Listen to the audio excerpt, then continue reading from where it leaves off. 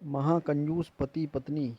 एक शहर में बहुत ही कंजूस पति पत्नी रहते थे। कंजूस इतने कि हर रात खाने के वक्त किसी न किसी दोस्त या रिश्तेदार के घर पहुंच जाते।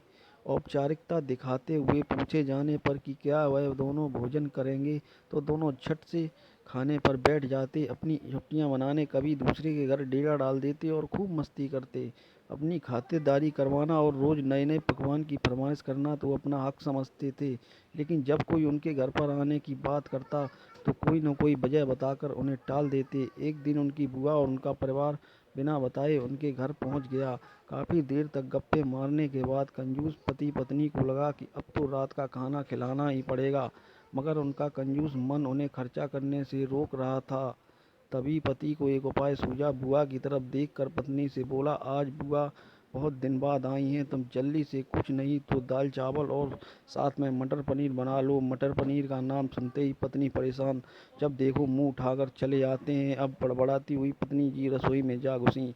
पीछे पीछे पति महोदय भी पहुंच गए और अपनी योजना सुनाने लगे।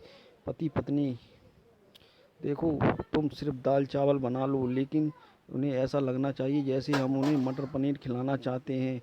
पत्नी की समझ में नहीं आया तो पूछा कि ये कैसे होगा। हम परोसे तो दाल चावल, पर उन्हें लगे कि हम उन्हें मटर पनीर खिलाना चाहते हैं। तो पति ने अपनी योजना बताई। ऐसा करना कि रसोई में जाकर दाल चावल बना लो।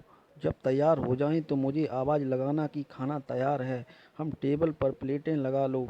पति पत्नी पति पत्नी ने ध्यान से सारी बातें सुनती रही और आगे की योजना सुनने को बेताब होने लगी। जब पति ने अपनी असली योजना बताई, जब मैं प्लेटें लगा चुका हूँगा तो तुम एक खाली कढ़ाई चिकन के फर्श पर गिरा देना। तब मैं पूछूंगा कि क्या गिरा तो तुम जवाब देना, मटर पनीर की कढ़ाई गिर गई।